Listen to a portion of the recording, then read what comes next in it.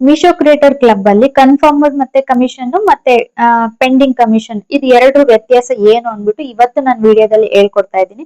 ನನ್ಗೊಬ್ರು sister ಇವತ್ತಷ್ಟೇ comment ಹಾಕಿದ್ರು, so ಅದಕ್ಕೋಸ್ಕರ ಈ ವಿಡಿಯೋನ ಮಾಡ್ತಾ ಇದ್ದೀನಿ. ಅಂದ್ರೆ ಕನ್ಫರ್ಮ್ಡ್ ಕಮಿಷನ್ ಮತ್ತೆ ಪೆಂಡಿಂಗ್ ಕಮಿಷನ್ ಇದು ಎರಡರ ನಡುವೆ ಇರೋ ವ್ಯತ್ಯಾಸ ಏನು, ಕನ್ಫರ್ಮ್ಡ್ ಕಮಿಷನ್ ಅಂದ್ರೆ ಏನು, ಪೆಂಡಿಂಗ್ ಕಮಿಷನ್ ಅಂದ್ರೆ ಏನು, ಇವತ್ತಿನ welcome back to my YouTube channel.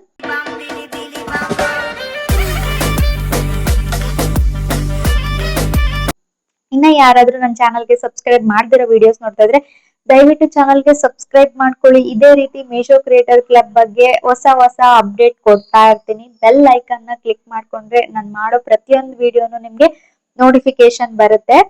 Okay, ಇವತ್ತಿನ ಟಾಪಿಕ್ ಬಂದು ಪೆಂಡಿಂಗ್ ಕಮಿಷನ್ ಮತ್ತೆ ಕನ್ಫರ್ಮ್ಡ್ ಕಮಿಷನ್ ಅಂದ್ರೆ ಏನು, ಅದ್ರ ಬಗ್ಗೆ ನಾನು ಇವತ್ತು ಸರಳವಾಗಿ ವಿವರಣೆ ಕೊಡ್ತಾ ಇದ್ದೀನಿ.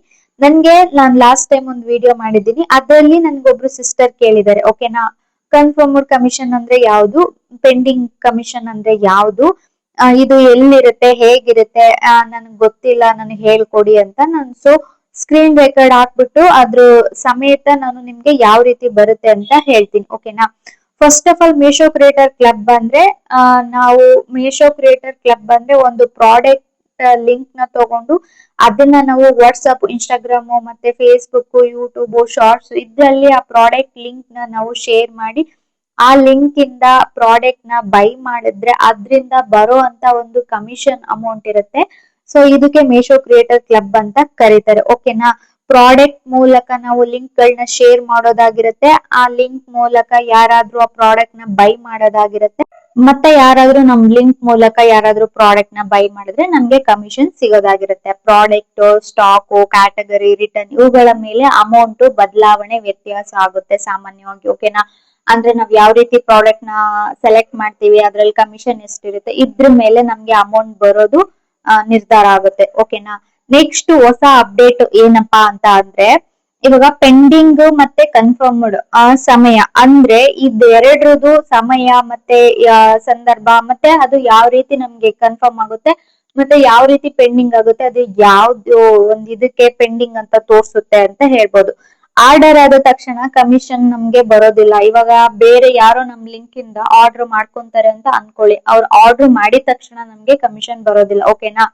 ಮೊದ್ಲು ಪೆಂಡಿಂಗ್ ಅರ್ನಿಂಗ್ಸ್ ನಲ್ಲಿ ಕಾಣಿಸಿಕೊಳ್ಳುತ್ತೆ. ಅಂದ್ರೆ ಇವಾಗ ಆರ್ಡರ್ ಮಾಡಿರ್ತಾರೆ, ಕ್ಲಿಕ್ ಮಾಡ್ಕೊಂಡಿರ್ತಾರೆ, ನಮ್ ಲಿಂಕ್ ಇಂದ ಆರ್ಡರ್ ಮಾಡ್ಕೊಂಡಿರ್ತಾರೆ, ಅವಾಗ ಅದು ಪೆಂಡಿಂಗ್ ಅಂತ ತೋರ್ಸುತ್ತೆ ನಮ್ಗೆ, ಓಕೆನಾ. ಆರ್ಡರ್ ಮಾಡಿದ ತಕ್ಷಣ ನಮ್ಗೆ ಪೆಂಡಿಂಗ್ ಅಲ್ಲಿ ತೋರ್ಸುತ್ತೆ, ಓಕೆನಾ.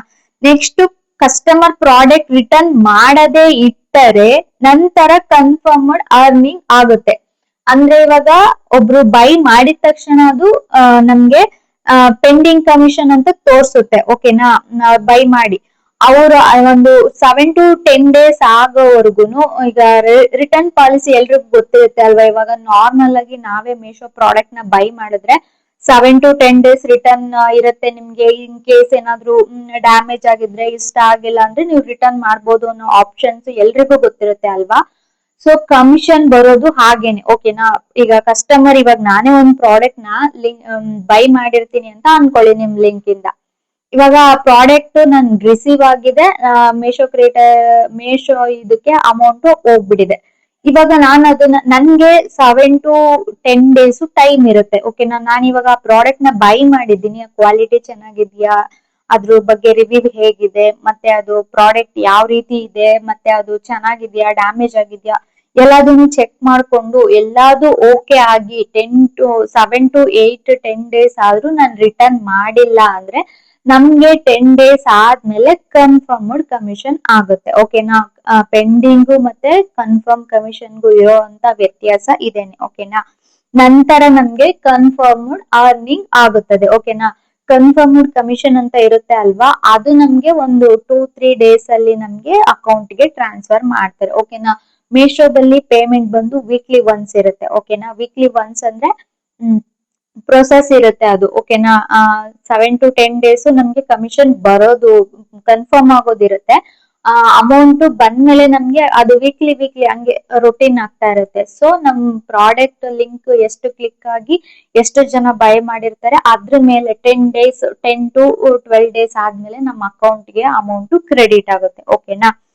ಈಗ ನೆಕ್ಸ್ಟ್ ಕ್ಯಾನ್ಸಲ್ ರಿಟರ್ನ್ ಆದರೆ ಕಮಿಷನ್ ಕಡಿಮೆಯಾಗುತ್ತದೆ. ಓಕೆನಾ, ಇವಾಗ ನಾನು ಪ್ರಾಡಕ್ಟ್ ನ ರಿಸೀವ್ ಮಾಡ್ಕೊಂಡಿದೀನಿ, ಮತ್ತೆ ನಾನು ಅಮೌಂಟ್ ಪೇ ಎಲ್ಲ ಹಾಕ್ಬಿಟ್ಟಿರುತ್ತೆ. ಓಕೆನಾ, ಅಂದ್ರೆ ಈಗ ಕ್ಯಾನ್ಸಲ್ ಮಾಡೋದು, ಆಮೇಲೆ ನನ್ಗೆ ಪ್ರಾಡಕ್ಟ್ ಇಷ್ಟ ಆಗಿಲ್ಲ ಅಂದ್ಬಿಟ್ಟು ಕ್ಯಾನ್ಸಲ್ ಮಾಡ್ಬಿಟ್ಟು ರಿಟರ್ನ್ ಮಾಡಿದ್ರೆ ಅದ್ರ ಕಮಿಷನ್ ಕಡಿಮೆ ಆಗುತ್ತೆ ಅಂದ್ರೆ ಈಗ 10% ಅಲ್ಲಿ 2% ಈ ತರ ಕಡಿಮೆ ಆಗಲ್ಲ. ನಮ್ಗೆ ಏನ್ ಕಮಿಷನ್ ಅಮೌಂಟ್ ಬಂದಿರುತ್ತೆ ಅದ್ರಲ್ಲಿ ಯಾವ್ದೋ ಒಂದು ಪ್ರಾಡಕ್ಟ್ ನ ರಿಟರ್ನ್ ಮಾಡಿರ್ತಾರೆ, ಕ್ಯಾನ್ಸಲ್ ಮಾಡಿರ್ತಾರೆ, ಅದ್ರದ್ದು ಪೂರಾ ಅಮೌಂಟ್ ಕಟ್ ಆಗ್ಬಿಡುತ್ತೆ. 5% ಇದ್ರೆ 5% ಝೀರೋ ಆಗುತ್ತೆ. ಆ ಪ್ರಾಡಕ್ಟ್ ಕಮಿಷನ್ ನಮ್ಗೆ ಎಷ್ಟು ಬಂದಿರುತ್ತೆ ಅಷ್ಟು ಕೂಡ ಕ್ಯಾನ್ಸಲ್ ಆಗುತ್ತೆ. ಓಕೆನಾ, ಟೈಮ್ ಕನ್ಫರ್ಮ್ ಆಗಿದ್ರು ಕೂಡ ನಮ್ಗೆ ನೆಕ್ಸ್ಟ್ ಒಂದೊಂದ್ಸಲ ಅದ್ರಲ್ಲೂ ಕೂಡ ರಿಮೂವ್ ಆಗ್ಬಹುದು. ಸೊ ಅವಾಗ ನಿಮ್ಗೆ ಅಮೌಂಟ್ ವ್ಯತ್ಯಾಸ ಆಗ್ಬಹುದು.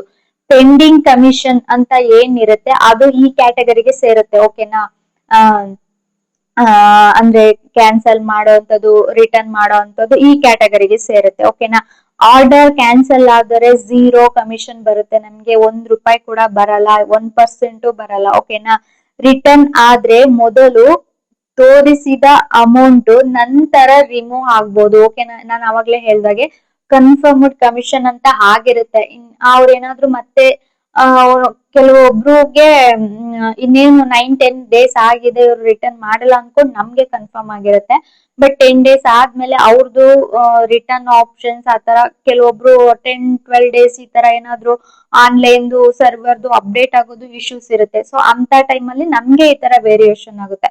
ಕನ್ಫರ್ಮ್ ಆಗಿರೋದ್ರಲ್ಲೂ ಕೂಡ ನಮ್ಗೆ ಅಮೌಂಟ್ ಲೆಸ್ ಆಗುವಂತ ಚಾನ್ಸಸ್ ಇರುತ್ತೆ. ಅಂದ್ರೆ ರಿಟರ್ನ್ ಆದರೆ ಮೊದಲು ತೋರಿಸಿದ ಅಮೌಂಟ್ ನಂತರ ರಿಮೂವ್ ಆಗುವಂತ ತುಂಬಾ ಸಾಧ್ಯತೆಗಳು ಇರುತ್ತೆ. ಓಕೆನಾ, ಇನ್ನು ನೆಕ್ಸ್ಟ್ ಯಾವ್ಯಾವ ರೀತಿ ನಮ್ಗೆ ಬ್ಯಾಂಕ್ ಅಲ್ಲಿ ಅಮೌಂಟ್ ಡಿಡಕ್ಟ್ ಆಗುತ್ತೆ, ಮತ್ತೆ ಒಂದೊಂದ್ಸಲ ಸರಿಯಾಗಿ ತೋರ್ಸಲ್ಲ, ಅದ್ ಯಾವ್ಯಾವ ರೀಸನ್ಗೆ ಅಂತ ನಾನು ಹೇಳ್ತೀನಿ. ಬ್ಯಾಂಕ್ ಅಕೌಂಟ್ ನೇಮು ಮತ್ತೆ ಮೇಶೋ ಇದೆಲ್ಲ ಕರೆಕ್ಟ್ ಆಗಿ ಇರ್ಬೇಕಾಗುತ್ತೆ. ಬ್ಯಾಂಕ್ ಅಕೌಂಟ್ ನೇಮು ಮತ್ತೆ ಮೇಶೋ ಅಕೌಂಟ್ ನೇಮು ಒಂದೇ ತರ ಇದ್ರೆ ತುಂಬಾ ಈಸಿ ಆಗುತ್ತೆ. ಅಂದ್ರೆ ಅವರು ಕ್ಯಾಲ್ಕುಲೇಟ್ ಮಾಡ್ಕೊಳ್ಳೋದಕ್ಕೆ, ನಮ್ಮನ್ನ ಗುರ್ತಿಸೋದಕ್ಕೆ ಅವ್ರಿಗೆ ತುಂಬಾನೇ ಈಸಿ ಆಗುತ್ತೆ. ಓಕೆನಾ, ಮತ್ತೆ IFSC ಕೋಡ್, ಅಕೌಂಟ್ ಡೀಟೇಲ್ಸ್ ಏನಾದ್ರೂ ನಾವು ತಪ್ಪಾಗಿದ್ರೆ ಪೇ ಔಟ್ ಓಲ್ಡ್ ಆಗುವಂತ ಚಾನ್ಸಸ್ ತುಂಬಾನೇ ಇರುತ್ತೆ. ಓಕೆನಾ, ಇವಾಗ ನಾನು ಲಾಸ್ಟ್ ವಿಡಿಯೋದಲ್ಲಿ ಹೇಳಿದೀನಿ, ಬ್ಯಾಂಕ್ ಅಕೌಂಟ್ ಡೀಟೇಲ್ ಯಾವ ರೀತಿ ಟ್ಯಾಗ್ ಮಾಡ್ಬೇಕು, ಯಾವ ರೀತಿ ಲಿಂಕ್ ಮಾಡ್ಬೇಕು, ಇದನ್ನ ವಿಡಿಯೋ ಹಾಕಿದ್ದೀನಿ. ಸಾಧ್ಯ ಆದ್ರೆ ಆ ವಿಡಿಯೋನ ನೋಡಿ, ಇದ್ರಲ್ಲಿ ನಿಮ್ಗೆ ಅರ್ಥ ಆಗಿಲ್ಲ ಅಂತ ಅಂದ್ರೆ. ಓಕೆನಾ, ನೆಕ್ಸ್ಟ್ ಶೇರ್ ಮಾಡಿದ ಲಿಂಕ್ ಮಾತ್ರ ಲೆಕ್ಕ. ಅಂದ್ರೆ ನಾವೇನ್ ಪ್ರಾಡಕ್ಟ್ ನ ಶೇರ್ ಮಾಡಿರ್ತೀವಿ ಆ ಲಿಂಕ್ ಮಾತ್ರ ನಮ್ಗೆ ಕೌಂಟ್ ಆಗುತ್ತೆ. ಕೆಲವ್ರು ನನ್ ಲಾಸ್ಟ್ ಟೈಮ್ ಹೇಳ್ದಾಗೆ ಸ್ಕ್ರೀನ್ ಶಾಟ್ ತಗೊಳ್ಳೋದು, ಪ್ರಾಡಕ್ಟ್ ಫೋಟೋನ ಕಳಿಸಿದ್ರೆ ಸಾಕೋಗೋದಿಲ್ಲ. ಓಕೆನಾ, ಅವರು ನಮ್ದೇ ಒಂದು ಲಿಂಕ್ ಇಂದ ಅವರು ಪ್ರಾಡಕ್ಟ್ ನ ಬೈ ಮಾಡ್ಬೇಕಾಗಿರುತ್ತೆ. ಅಂದ್ರೆ ಏನ್ ನಾವು ಕ್ರಿಯೇಟರ್ ಕ್ಲಬ್ ಜನರೇಟೆಡ್ ಲಿಂಕ್ ಮೂಲಕ ಆರ್ಡರ್ ಮಾಡಿದ್ರೆ ಮಾತ್ರ ನಮ್ಗೆ ಅದರಿಂದ ಕಮಿಷನ್ ಬರುತ್ತೆ, ಇಲ್ಲಾಂದ್ರೆ ನಮ್ಗೆ ಕಮಿಷನ್ ಬರಲ್ಲ. ಓಕೆನಾ, ನಾನು ಹೇಳ್ದಾಗೆ ನಮ್ದು ವಿಡಿಯೋಸ್ ಇಷ್ಟ ಆಗಿರುತ್ತೆ, ನಮ್ ಪ್ರಾಡಕ್ಟ್ ಇಷ್ಟ ಆಗಿರುತ್ತೆ, ಸೊ ಅವರು ನಾವು DM ಅಂತಾನು ಲಿಂಕ್ ಅಂತಾನು ಕಮೆಂಟ್ ಹಾಕ್ತಾರೆ, ಅದನ್ನು ಓಪನ್ ಮಾಡ್ತಾರೆ, ಮತ್ತೆ ಆ ಪ್ರಾಡಕ್ಟ್ ನ ಅವರು ನೋಡ್ತಾರೆ. ಅದ್ರಲ್ಲಿ ಆ ಪ್ರಾಡಕ್ಟ್ ಫೋಟೋನ ಕ್ಲಿಕ್ ಮಾಡ್ಕೊಂಡು ಅವರು ಬೇರೆ ಒಂದು ವೆಬ್ಸೈಟ್ ಅಲ್ಲಿ, ಬೇರೆ ಒಂದು ಆಪ್ ಗಳಲ್ಲಿ ಆ ಫೋಟೋನ ಅಪ್ಲೋಡ್ ಮಾಡಿ ಅದ್ರಿಂದ ಅವರು ಪರ್ಚೇಸ್ ಮಾಡ್ಕೊಂಡ್ರೆ ನಮ್ಗೆ ಅದಕ್ಕೆ ಅಮೌಂಟ್ ಬರಲ್ಲ. ಓಕೆನಾ, ಅಂದ್ರೆ ನಮ್ದು ಲಿಂಕ್ ಕ್ಲಿಕ್ ಆಗಿರುತ್ತೆ, ಆರ್ಡರ್ ಆಗಿರಲ್ಲ. ಓಕೆನಾ, ವ್ಯತ್ಯಾಸ ಇಷ್ಟೇನೆ. ಅಂದ್ರೆ ನಮ್ದು ಲಿಂಕ್ ನ ಕ್ಲಿಕ್ ಮಾಡಿರ್ತಾರೆ, ಬಟ್ ಅವರು ನಮ್ದೇ ಲಿಂಕ್ ಪ್ರಾಡಕ್ಟ್ ನ ಅವರು ಬೈ ಮಾಡಿರಲ್ಲ. ಸೊ ಬೇರೆ ಒಂದು ಪ್ಲಾಟ್ಫಾರ್ಮ್ ಯೂಸ್ ಮಾಡ್ಕೊಂಡು ಅವರು ಬೇರೆ ಕಡೆ ತಗೊಂಡಿದ್ರೆ ಅದು ನಮ್ಗೆ ಅಮೌಂಟ್ ಬರಲ್ಲ. ಓಕೆನಾ, ನೆಕ್ಸ್ಟ್ ಅರ್ನಿಂಗ್ಸ್ ಹೇಗೆ ಚೆಕ್ ಮಾಡುವುದು. ಓಕೆನಾ, ಇದು ಮೇಶೋ ಆಪ್ ಅಲ್ಲಿ ನಾವು ಬಂದಿರೋ ಅರ್ನಿಂಗ್ಸ್ ಯಾವ ರೀತಿ ಚೆಕ್ ಮಾಡೋದು ಅನ್ನೋದನ್ನ ನಾನ್ ನಿಮ್ಗೆ ಸ್ಕ್ರೀನ್ ಶಾಟ್ ಅಲ್ಲಿ ಸ್ಕ್ರೀನ್ ರೆಕಾರ್ಡ್ ಆಗ್ತೀನಿ ನೋಡ್ಕೋಣ. ಓಕೆನಾ, ಅಲ್ಲಿ 3 ಭಾಗ ಇರುತ್ತೆ. ಅಂದ್ರೆ ಪೆಂಡಿಂಗ್ ಕಮಿಷನ್, ಕನ್ಫರ್ಮ್ಡ್ ಕಮಿಷನ್ ಮತ್ತೆ ಪೇಯ್ಡ್ ಅಂದ್ರೆ ನಮ್ಗೆ ಆಲ್ರೆಡಿ ಪೇಮೆಂಟ್ ಆಗಿರುತ್ತೆ ಅಲ್ವಾ, ಅದು. ಓಕೆನಾ, ನಾನು ಇವಾಗ ನಿಮ್ಗೆ ಸ್ಕ್ರೀನ್ ರೆಕಾರ್ಡ್ ಮಾಡಿ ತೋರಿಸ್ತೀನಿ, ನೋಡ್ಕೊಳ್ಳಿ. ಇದು ಸಾಕಷ್ಟು ನನ್ಗೊಬ್ರು ಸ್ಕ್ರೀನ್ ರೆಕಾರ್ಡ್ ಆನ್ ಮಾಡ್ಕೊಂಡಿದೀನಿ. ಲಾಸ್ಟ್ ವಿಡಿಯೋದಲ್ಲಿ ಒಬ್ರು ಸಿಸ್ಟರ್ ಕೇಳಿದ್ರು ನನ್ಗೆ ಕನ್ಫರ್ಮ್ ಕಮಿಷನ್, ಪೆಂಡಿಂಗ್ ಕಮಿಷನ್ ಬಗ್ಗೆ ನನ್ಗೆ ಕ್ಲಿಯಾರಿಟಿ ಕೊಡಿ ಅಕ್ಕ, ಅದನ್ನ ಹೇಳ್ಕೊಡಿ ಅಕ್ಕ ಅಂತ. ಸೊ ಹಂಗಾಗಿ ಮೀಶೋ ಕ್ರಿಯೇಟರ್ ಕ್ಲಬ್ ನ ಓಪನ್ ಮಾಡ್ಕೊಬೇಕು.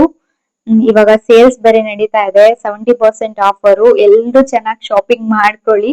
Okay, Meesho creator club open ಮಾಡ್ಕೊಂಡ್ರೆ ನಮ್ಗೆ ಇಲ್ಲಿ ಕೆಳಗಡೆ ಕಾಣಿಸುತ್ತೆ ನೋಡಿ, ಬ್ಯಾಂಕ್ದು ಪರ್ಫಾರ್ಮೆನ್ಸ್ ಅಂತ ಇದೆ ಅಲ್ವಾ, ಇದ್ರ ಮೇಲೆ ಬಂದ್ರೆ ಇಲ್ಲಿ ಟೋಟಲ್ ಕಮಿಷನ್ ಯಾವ್ದು ಇಲ್ಲ. ಓಕೆನಾ, ಪೇಮೆಂಟ್ಸ್ ಹೋಗೋಣ.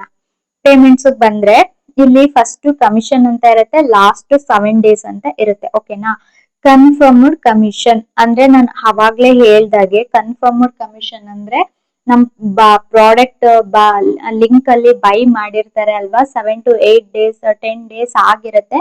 ಅದ್ರ ನಂತರ 10 days ಆಗಿರೋ ಅಂತ ಪ್ರಾಡಕ್ಟ್ ಯಾರು ರಿಟರ್ನ್ ಮಾಡಿಲ್ಲ ಅಂದ್ರೆ ಅಂತದಕ್ಕೆ ಕನ್ಫರ್ಮ್ಡ್ ಕಮಿಷನ್ ಅಂತ ಹೇಳ್ತಾರೆ. ಓಕೆನಾ, ಕ್ಲಿಯರ್ ಆಯ್ತಾ? ನಮ್ದೇ ಲಿಂಕ್ ಇಂದ ಬೈ ಮಾಡಿ ಆ ಲಿಂಕ್ ಮೂಲಕ ಆ ಬೈ ಮಾಡಿರೋ ಅಂತ ಪ್ರಾಡಕ್ಟ್ ನ ಯಾರು ರಿಟರ್ನ್ ಮಾಡ್ದಿರಾ ಕ್ಯಾನ್ಸಲ್ ಮಾಡ್ದಿರಾ ಆ ಪ್ರಾಡಕ್ಟ್ ನ ಅವರೇ ಇಟ್ಕೊಂಡಿದ್ರೆ ಅದು ಕನ್ಫರ್ಮ್ಡ್ ಕಮಿಷನ್ ಅಂತ ಮೆನ್ಷನ್ ಆಗುತ್ತೆ. ಓಕೆನಾ, ಕೆಳಗಡೆ ಬಂದ್ರೆ ಪೆಂಡಿಂಗ್ ಕಮಿಷನ್. ಪೆಂಡಿಂಗ್ ಕಮಿಷನ್ ಅಂದ್ರೆ ಇವಾಗ ನಮ್ ಲಿಂಕ್ ಆರ್ಡರ್ ಮಾಡ್ಕೊಂಡಿರ್ತಾರೆ, ತಗೊಂಡಿರ್ತಾರೆ, ಅವರು ಇನ್ನ 10 days ಒಳಗಡೆ ಇರೋ ಅಂತಹ ಲಿಂಕ್ಗಳು. ಓಕೆನಾ, ಆ ರೀತಿ ಕಸ್ಟಮರ್ಗಳು ಪೆಂಡಿಂಗ್ ಕಮಿಷನ್ ಅಂದ್ರೆ 10 days ಒಳಗಡೆ ಇರೋದು, ಕನ್ಫರ್ಮ್ ಆಗಿರಲ್ಲ. ಸೊ ಅದಕ್ಕೆ ಅಂತಹ ಒಂದು ಲಿಂಕ್ ಪ್ರಾಡಕ್ಟ್ ಪೆಂಡಿಂಗ್ ಕಮಿಷನ್ ಅಂತ ಮೆನ್ಷನ್ ಮಾಡ್ತಾರೆ. ಓಕೆನಾ, ಅರ್ಥ ಆಯ್ತಾ? ಈಗ ಅಪ್ಕಮಿಂಗ್ ಪೇಮೆಂಟ್ ಅಂತ ಇದೆ, ಯಾವ್ದು ಇಲ್ಲ ನನ್ಗೆ. ಸೊ ಯಾವ್ದು ನಾನು ಇವಾಗ ಮಾಡ್ತಾ ಇಲ್ಲ ಸದ್ಯಕ್ಕೆ, ಹಂಗಾಗಿ 0 ಅಂತ ಇದೆ. ಓಕೆನಾ, ಈ ಕಡೆ ಪೇಮೆಂಟ್ಸ್ ಅಂತ ಬಂದ್ರೆ ಈ ಕಡೆ ತೋರ್ಸುತ್ತೆ. ಓಕೆನಾ, ಪೇಯ್ಡ್ ಅಂದ್ರೆ ಲಾಸ್ಟ್ ಪೇಮೆಂಟ್ ಏನಾಗಿರುತ್ತೆ ಅದು. ಓಕೆನಾ, ಇದು ಲೈಫ್ ಟೈಮ್ ಪೇಮೆಂಟ್ ಅಂತ ಇದೆ. ಓಕೆನಾ, ಅದ್ ಬೇಡ. ಈ ಕಡೆ ಕಮಿಷನ್ ಅಂದ್ರೆ ಇದ್ರಲ್ಲಿ 2 ಶೋ ಆಗುತ್ತೆ. ಓಕೆನಾ, ಕನ್ಫರ್ಮ್ಡ್ ಕಮಿಷನ್ ಮತ್ತೆ ಪೆಂಡಿಂಗ್ ಕಮಿಷನ್ ಅಂತ. ಈ ಕಡೆ ಪಕ್ಕದಲ್ಲಿ ಪೇಮೆಂಟ್ ಕ್ಲಿಕ್ ಮಾಡಿದ್ರೆ ನಮ್ಗೆ ಲಾಸ್ಟ್ ಯಾವಾಗ ಪೇಮೆಂಟ್ ಆಗಿರುತ್ತೆ ಅದು ನಮ್ಗೆ ಪೇಮೆಂಟ್ ಶೋ ಆಗುತ್ತೆ. ಓಕೆನಾ, ಕೆಳಗಡೆ ವ್ಯೂ ಪಾಸ್ಟ್ ಪೇಮೆಂಟ್ ಅಂತ ಇದೆ, ಅಂದ್ರೆ ನಮ್ಗೆ ಲಾಸ್ಟ್ ಪೇಮೆಂಟ್ ಆಗಿರೋದನ್ನ ನೋಡ್ಕೊಬಹುದು ನಾವು. ಓಕೆನಾ, ಪೇಮೆಂಟ್ ಅಲ್ಲಿ ಕೆಳಗಡೆ ಬಂದ್ರೆ ಅಲ್ಲೇ ಇರುತ್ತೆ ನಮ್ ಲಾಸ್ಟ್ ಏನ್ ಪೇಮೆಂಟ್. ಅದನ್ನು ಕೇಳಿದ್ವಿ, ಪೇಮೆಂಟ್ ಬಂದಿರೋದು ಎಲ್ಲಿರುತ್ತೆ ಅಕ್ಕ ಅಂತ. ಇಲ್ಲೇ ಇರುತ್ತೆ ನೋಡಿ. ಓಕೆನಾ, ಅಪ್ಕಮಿಂಗ್ ಪೇಮೆಂಟ್ ಅಂತ ಇದೆ. ಓಕೆನಾ, ಅದು ನನ್ಗೆ ಇವಾಗ ಯಾವ್ದು ಇಲ್ಲ, 0 ಇದೆ. ಕೆಳಗಡೆ ವ್ಯೂ ಪಾಸ್ಟ್ ಪೇಮೆಂಟ್ ಅಂತ ಇದೆ, ಅದ್ರ ಮೇಲೆ ಕ್ಲಿಕ್ ಮಾಡಿದ್ರು ಶೋ ಆಗುತ್ತೆ.